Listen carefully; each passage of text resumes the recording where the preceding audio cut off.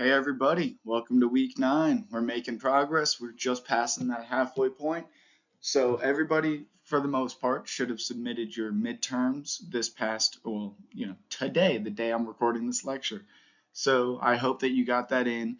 I'm going to, over the next 2 weeks, grade all of those. I'm going to be reading them with a lot of attention. I'm going to research your topic even further through the scope that you provide and try and do as much as I can to help not just give you edits and critiques, but also help give you some direction on where to go with your next few pages. So I'm trying to do this in a very detailed manner, not to critique you, but to provide you as much help and assistance as I can for the next step. So make sure you go through the comments when I get those back to you. By the end of this week, I'll have every discussion we've done up to this day graded, and we'll have a good handful of the midterms graded. But the midterms will be done and turned in by the end of next week at the latest. All right, so this week, elections and campaigns. Let's get going. All right, so general learning objectives, we're going to identify some electoral structures. First past the post, winner takes all. We're also going to look at an election structure that exists in a couple states, ranked choice voting. There's even a form of this that we're voting on a ballot initiative for the state of Montana in this upcoming election. So it's very timely, and we should definitely pay attention to it.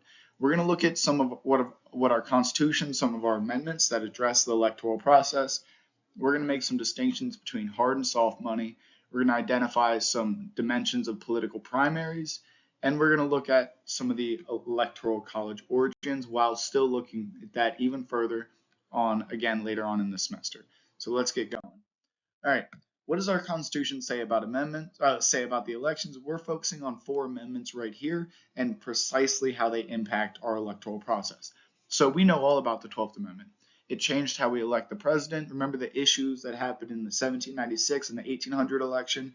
We had opposite partisan representatives maintaining the executive office in the presidency and vice presidency, and we had the 36 ties in the 1800 election. So because of these 2 elections, we identified a need to change how we elect the president, making the president and vice president voted for on 2 separate ballots, and providing the groundwork for what happens if we have a tie among our electors. So our 17th Amendment was the amendment that provided us the right to vote for our senators, our federal senators. At first, they were elected through state legislatures, and we saw this right being granted to individuals through the 17th Amendment during a period in which we were gaining a significant democratic access to our government. So we've originally seen our nation founded as a constitutional republic, a representative democracy that's gradually expanded to be more representative of a true democracy in many senses. We also see the 24th Amendment ban poll taxes in national elections. This was a significant impediment to being able to get to the polls for many individuals within the nation, and the banning of poll taxes greatly expanded access to the electoral process. And then the 26th Amendment made the legal voting age 18 instead of 21. This was during a time of protest regarding the Vietnam War. If I can die for my country, I should be able to vote for my country. And that activism resulted in the 26th Amendment, one of the most recent amendments that lowered the voting age, providing many of us access. Many people in this class would not have access to voting for representatives in this election if it weren't for the 26th Amendment. Additionally, I'll skip this for now. I mean, if you read our Constitution, Article 2 of the Constitution states, quote, "The Congress may determine the time for choosing electors and the day on which they shall give their votes, which day shall be the same throughout the United States," illustrating the restrictions regarding election day. We also see, quote, "The times, places, and manners of holding elections for senators and representatives shall be prescribed in each state by the legislature thereof, but the Congress may at any time by law make or alter such regulations, except as to the place of choosing senators." So we heavily focused on the electoral process during the drafting of our Constitution, and these 4 amendments after the drafting of our Constitution illustrate our continued focus on the electoral process and providing clear and comprehensible groundworks for the electoral process. When you look at voting rights in the last 100 years in the United States, we've seen a trend where some political scientists have identified that federal government tends to expand voting rights quite consistently in the last few decades, while states tend to restrict to provide more transparency and security within their state elections. A fascinating trend that surprised me when I first heard it. So let's talk about pluralism, a term we've talked about too many times in this course, but we're going to make sure we emphasize it. Pluralism, a condition or system in which two or more states, groups, principles, sources of authority exist. They are vying for power within a single system of politics. So in America, in the United States, we have plurality rule elections, plurality voting. This is implemented in the vast majority of states. This is simply states that the candidate with the most votes wins. Does that mean they have to have a majority of all votes? No, they just have to have the majority of all candidates running for that election. An example would be presidential elections when we have 3 candidates running, and that lowers the threshold for gaining representation to roughly 30–40%. We also see a term majority rule. This is a focus where if nobody gets over 50% of the votes, then there is a runoff election. We see this in Georgia and numerous states. And this really is on this slide to illustrate the nuance in which our electoral processes exist on the state level. We have multiple different avenues for implementing and protecting elections within the United States, and we see plurality rule elections and majority rule elections both being implemented in various states. So here comes winner takes all elections. This is another illustration of plurality voting in which you focus on whoever wins the majority of the votes, that not being 50% or more, but being, say you have 33 candidates, you only need 30–40% to win the majority of the votes. You have to have more votes than any other candidate for that office. If you get that, you will win the election. Or if you're running for president, if you get more votes than other candidates, you will get all of the state's electoral college votes. This does not require a majority. I want to emphasize you do not have to hit the 51% threshold. You instead just need to hit more votes than your opponents. This is present in presidential elections illustrated through the electoral college votes all of them being allocated to the winner of the state's election, whoever gets the most votes within that state. We also see this not being present in 2 of our states, Maine and Nebraska, where we actually split the electoral college votes and make them more proportional to the distribution of votes within the state. See, in Maine, you have 4 electoral college votes. Maine is a predominantly Democratic state, but we do see a significant amount of Republicans in the state, and you tend to see 3 electoral college votes going to the Democratic candidate and 1 going to the Republican, sometimes with that 3rd Democratic electoral college vote swaying at times. And a similar thing in Nebraska, but in the opposite dimension. You see them predominantly red, but you still see 1 electoral college vote often going to Democrats. And so this allows for representation to the minority party within a state. Now, those are the only 2 states without winner takes all. Winner takes all is the opposite of what I just illustrated. This is where if you win the majority of the votes, you get all of the electoral college votes. Now, there have been times where this has resulted in the winner of the electoral college not being the same candidate that won the majority vote, because you do not need that 51%. You just need 30–40%, and you can win the entirety of the vote. So you can have a minority of the entire electorate voting for you, yet you could still win the entirety of the state's electoral college votes. So winner takes all. We want to emphasize that our memory is that it is a system in which whoever wins the majority of the votes, not requiring 50%, gets all of these states' electoral college votes or wins the election if it is regarding a state level election. Now, first past the post. This is again a reiteration in a sense to the last point.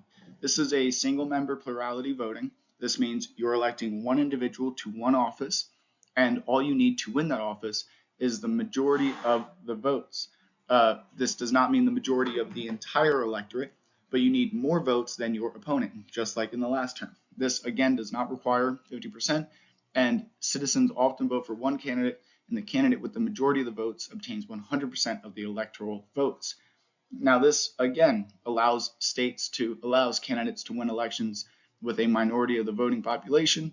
We see 48 of the 50 states utilize this system, and this is focusing on the fact that you have a single candidate winning any office. Every election is focused on single member seats. Now, ranked choice voting is a slightly different system we'll cover in just a few seconds, but we have two states that have ranked choice voting, those being Maine and Alaska.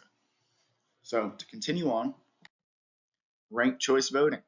Ranked choice voting is an electoral system in which voters can rank candidates by preference on their ballot. Say you have 4 people running for office, 3 of them are moderately favorable to you and 1 is very much so not. You can rank your 3 preferred ones, top choice, second choice, and third choice. If your top choice does not get elected, if they do not get above 50%, or say your top choice is the lowest elected individual after the first round of voting, your first vote becomes void, and your second vote then goes into effect. So if you vote for a candidate who does not have a chance, you can still have a chance to be represented within the final tally. So let's just restart this illustration. 4 candidates running for office. Candidate A gets 30%. Candidate B gets 30%. Candidate C gets 10%. And then candidate D gets another 30%. So after the first round of voting, we see nobody has 50%. So we have to get rid of a candidate. And so we get rid of candidate C, the one with 10%. But say you voted for candidate C. That was your first choice. Well, your first choice is now void. Your second choice goes into effect. Say candidate A really appealed to a lot of the people that candidate C liked, and they get a 5%, 10% boost. So then we have another round of voting with just the 3 candidates. A has 40%, B has 35%, and then C has the rest, 30 something. I'm not great at math. I'm a political scientist. Well, there's still nobody with 50%, so we have to get rid of the lowest elected individual. So we get rid of D, or whoever it was with the lowest points. And then we realize that, wow, a lot of people who liked those other candidates still had moderately favorable views of candidate A because candidate A was very moderate. Well, candidate A now gets over 50% and they win the election. A lot of concerns regarding this process is that it can be slow and tedious. We see that Maine and Alaska has not had significant delays in their election results. And a lot of these, second steps, these rounds, I guess you could say, happen relatively quickly and can be done rather efficiently. Many proponents of this system advocate. Now, there's a referendum on our ballot this year regarding a form of ranked choice voting. I recommend you really closely read it and research this in more detail. There is a link in the notes if you access this, if you download the lecture, that I recommend you watch if you want a more detailed breakdown of what ranked choice voting is. If you choose to write about this in your paper, we have an assignment this week about the ideal election. I'm happy to email you back and forth to provide more detail and more points to utilize in your paper regarding ranked choice voting if you are interested in it. So let's talk about political campaigns at large. So political campaigns, you see 3 general collectives within campaigns. You have candidates, political action committees, and super PACs. We're going to look at how super PACs were implemented due to Citizens United in just a second, but let's first understand what a political action committee is, a PAC. These are committees representing interest groups, labor unions, corporations, or general parties at large that raise and distribute campaign donations. They can do this separate from political candidates, but they raise funds and they can interact with candidates for elections. They can raise funds and create ads working in conjunction with the candidates to advocate for the candidate or the policies that they are hoping to implement or represent or the general sentiments that they favor. Now, a political action committee has significant caps on how much it can take in from any single individual, any single corporation, and how much it can contribute to any single candidate. So these political action committees are highly regulated regarding financial caps and limitations. Now, a super PAC is a collective that has the same purpose. They represent interest groups, labor unions, corporations, but they have unlimited contributions. They can take in as much money from any individual as they please, and they can give as much money towards any single project as they please. But there's one caveat. They cannot interact with political campaigns. They cannot interact with candidates at all on any level. This is to keep the interests from the candidates and the money within politics slightly separate, while still allowing corporations to convey their message at whatever level they want without restrictions on their voice. This super PACs were created due to a ruling within our Supreme Court. One other way we can see the impacts and downstream effects of Supreme Court rulings, considered Citizens United. Now, Citizens United, we're going to look at it on a very surface level in this course, but it implemented and created super PACs, the collectives that can take in as much money as possible as long as they do not interact with the campaigns directly. So super PACs exist because there was an argument that you cannot limit the money in politics because that is a limitation of free speech within politics. So we see there's a lot more details regarding this conclusion, this ruling. And again, if you choose to write about it in your paper, I'm happy to give you a long-winded, detailed email.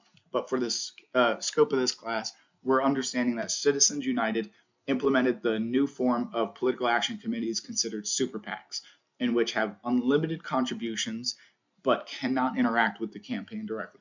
While political action committees, PACs, have regulations and limitations to how much funds they could take in from any individual and how they can spend those funds, but they can interact with political campaigns. Now, political campaigns themselves are highly regulated and have caps on how much money they can take in from individuals and political action committees and ways they can spend their money. And that is something, once again, I'm happy to look into if you're interested. If you look at just the history of regulating campaigns, we see the Federal Election Campaign Act of 1971 was really the first piece of legislation regulating the amount of money being funneled into elections. And then over the years this developed, we saw the McCain-Feingold campaign law of 2002, which refined the 71 Act and clarified regulatory laws regarding elections. Citizens United, which was the ruling we were focusing on in this class, which implemented and created the groundwork for super PACs within federal elections. We see that these general structures were implemented through Citizens United, and we can understand the key differences between PACs and super PACs. All right, so let's talk about the Electoral College. First off, I want to emphasize how this originates from a compromise made by our founding fathers. Some wanted the president appointed by the Senate, while others wanted the president to be determined through a popular vote of qualified citizens. Remember that emphasis and quote unquote there, popular vote of qualified citizens. That illustrates the emphasis of selective democratic access to elections. Remember, only 2% voted in our first election without George Washington. So when does electors come up in our Constitution for the first time? Well, it comes up in the 12th Amendment as they focus on electors casting their ballot for president. So we see this, since it is a part of our Constitution through our 12th Amendment, we also see that in order to abolish it, we would need another constitutional amendment. So we even can look at history and see that there was an amendment that was proposed and got some significant leeway in the 1970s, but was eventually halted due to a successful filibuster. And we know that tool in the past, a constant delaying of debate in order to be able to advocate for all interests regarding this issue completely, but often utilized to delay votes until there was not a quorum or a quorum that favors one side over another. So the Electoral College are electors that represent our general population vote. So how do we figure out how many electors we have? Well, it's pretty simple. We just combine all the House representatives plus Senate representatives. So every single representative within the legislature. And then we add 3 to make sure that Washington, D.C. has representation within the Electoral College. Remember that all states within the Electoral College must have at least 3 Electoral College votes, because you must have equal representation within the Senate, so 2 votes there, and then representation within the House based on population, and you have to have at least 1 representative within the House of Representatives. So the Electoral College, we see the total number, the tally of Electoral College votes coming from House Representatives plus Senators plus the 3 allocated to Washington, D.C. to give them the electoral powers of a state. And the Electoral College is provided within the 12th Amendment. And in order to abolish the Electoral College, we would need a constitutional amendment. 3 key takeaways from this slide right there. Now let's talk about the last 5 presidents, because generally within the public, there's been some consensus about either a disdain or a favoritism to the Electoral College because of recent elections. We see numerous presidents have garnered the popular vote but have not won the presidency. So let's talk about this. Bill Clinton in 1993 was, here, let me just make sure we cover all of this. I want to go through the hypothetical of what would happen if we did not have the Electoral College vote. So Bill Clinton in 1993 would have still been the president. He obtained the majority of the vote, but we see in 2000 when George Bush ran for the presidency. Al Gore, the candidate for president, did obtain the majority of the popular vote in 2001. George Bush did not. His second presidency, George Bush did obtain the popular vote and the Electoral College vote, securing a solid win for the presidency. But Al Gore did obtain the popular vote in 2000. So let's just pretend Al Gore wins the presidency in 2000. We get 1, maybe 2 terms from Al Gore. Bush got 2 terms, so let's say he gets 2 terms. So now it's 2009, we're electing a president. Would we have Barack Obama coming in to be a follow-up to a Democratic president of Al Gore? That is far less likely. We may even have George Bush come in at this time. George Bush could have become president in 2009. Hypothetically, if we did not have the Electoral College vote, this could be the downstream effects we see. This is more so just a fun slide. No need to remember any of this. Just the fact that we've had multiple presidents, 2 of them in recent elections, not obtain the popular vote, but win the Electoral College. So 2009, Al Gore coming out of his second term, Democrats probably wouldn't have the lead because, in presidential elections, after 2 terms, we tend to see flipping. So George Bush might be running for office for the first time, the second time there, and actually can win the election in 2009. We have our first George Bush presidency. And this, say he gets 2 terms, well, we would see him ending his presidency in 2017, and maybe we would not have seen Donald Trump, as we have just seen 2 terms of a Republican. Maybe then Obama would come into the picture. If we did not have the Electoral College vote, there is the ability to speculate about what our presidencies would have looked like in recent years, and it could have created significant downstream effects. That is just fun to think about, but it is important to emphasize that we do not have to remember any of these as objective truths, as they are all subjective assumptions as to what could have happened theoretically without the Electoral College. Just a thought experiment to help illustrate the importance and impact of these systems in how we vote for a president and numerous offices.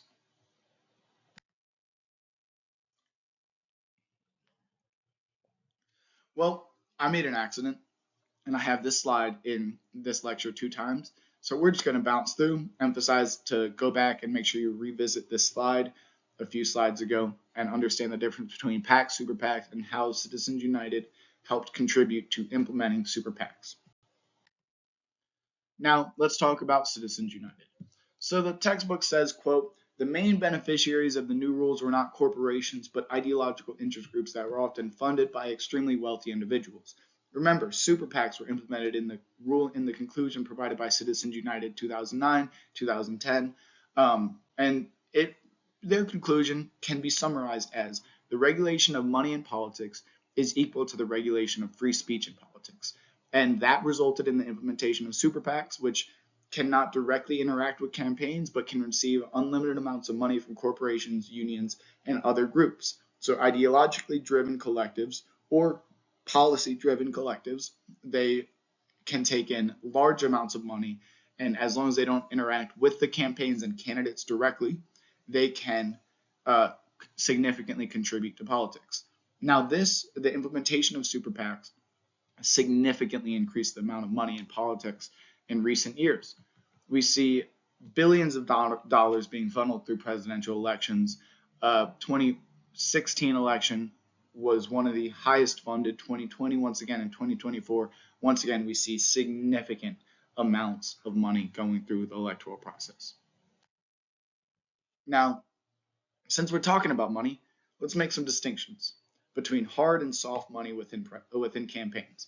Hard money are funds contributed directly to candidates or national parties by individuals or political action committees. Because remember, political action committees can interact with campaigns. They can donate to campaigns directly.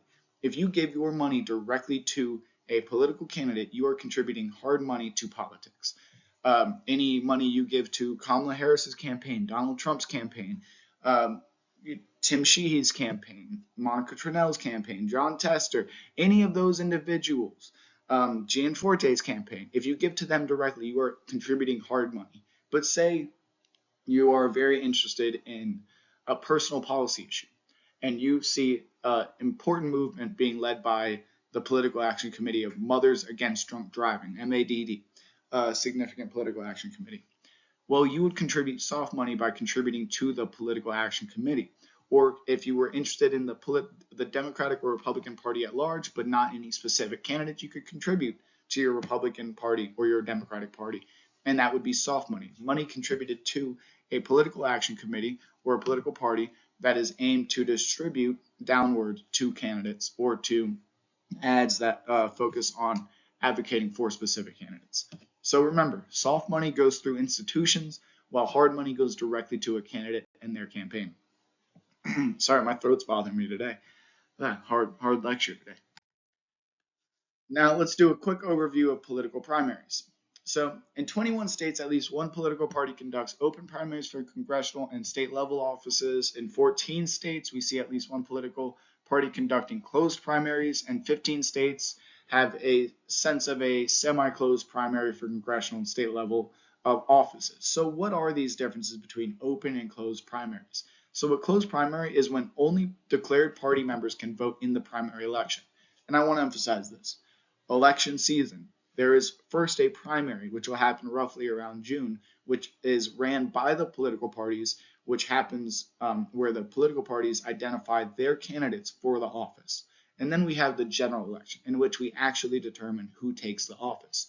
So political parties have sole authority over the primary process as it happens months before the general election, and it's how we get our handful of candidates who we focus on regarding numerous offices within the election process.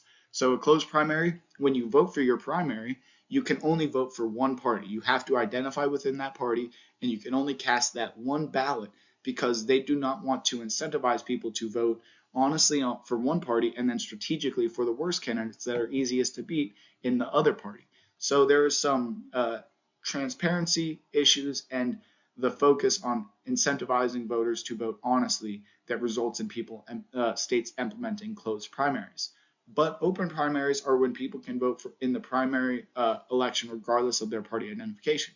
You can often, in some states, vote in both political primaries, identifying the best candidate that you favor within both the Democratic and Republican Party, oftentimes incentivizing, and the argument is that it incentivizes more moderate candidates to win elections as both representatives would vote in favor of both parties. Now, I do want to emphasize what a caucus is. These are very similar to primaries, except voting is simply happening in one place at one specific time. Think of it as a convention in which you have delegates coming to cast their ballot for a specific candidate. A caucus would be an arena full of individuals, while a political primary would be a state full of individuals casting their ballots. We saw caucuses have been utilized throughout American history quite significantly, but in the 1970s, we saw it being absolutely unanimous that political primaries replaced caucuses and became the norm in all states regarding all elections. So the main takeaway from this is that a closed primary is the distinction between a closed and an open primary, and to remember that political parties have authority over the primary process. Closed primary, you vote for one party, and within the primary process, to make sure that you don't vote strategically against certain candidates in the opposing party. And then an open primary, you can vote for both political parties, or you do not have to identify. A semi-closed primary is when you can vote in either political party regardless of identification, but you can only vote in a single primary. So we see the nuance between these two terms, and there are some semi-closed versions of them, but we want to make sure we understand the clear distinction between an open and a closed primary, and understand that political parties have authority over the primary process. So how do primaries work? We pretty much talked about this loosely on the last slide, but to provide more better illustration, the regional parties, say the Republican Party of Kalispell and the Republican Party of Columbia Falls and Republican Party of Missoula, all select 5 or so individuals each, oftentimes based on population. So Republican Party of Kalispell would have more representatives than the Republican Party of Missoula, but they would gather a couple hundred individuals to go meet somewhere in Montana, that say in the middle of the state, like Havre. So you would send all of your regional delegates to this collective, and these individuals would then vote for their primary candidates and solidify the Republican or Democratic candidates for the office. We see the national DNC and the RNC, Democratic National Convention, and the Republican National Convention, in which we see delegates from every single state. Often it's a very fun event. You see a lot of showmanship at these events as well. Musicians, artists coming out, giving fun speeches, giving performances, and then you see people at one point in these conventions. Each state cast their ballot for who they're voting for in the primary process. We saw that result this year in Donald Trump and Kamala Harris obtaining the vote. The Democratic National Convention happened right after Joe Biden stepped out of the race, and was a significant moment in solidifying Kamala Harris's candidacy in this election, as we saw something that has never happened before in American history, as a presidential candidate stepped down midway through an election due to age and considerations. And we saw a new candidate after a political primary being implemented in Kamala Harris, but we did see the party officially voting for her as the candidate in the Democratic National Convention, which happened in August. Fascinating part of history.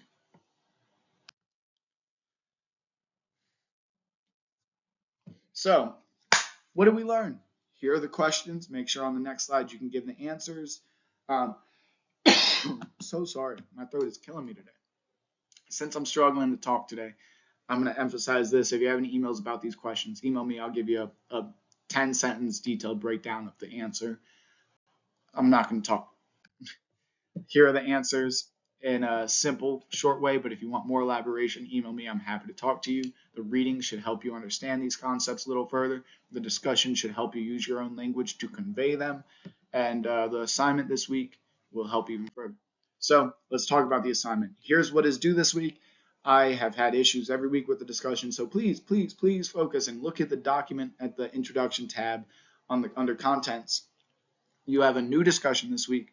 3 posts required, 1 original post, and 2 comments on 2 separate classmates' original posts, asking each of them questions about their position, engaging and hopefully sparking a productive conversation. Listen to this lecture. If you're here, you already did it. Check out your readings.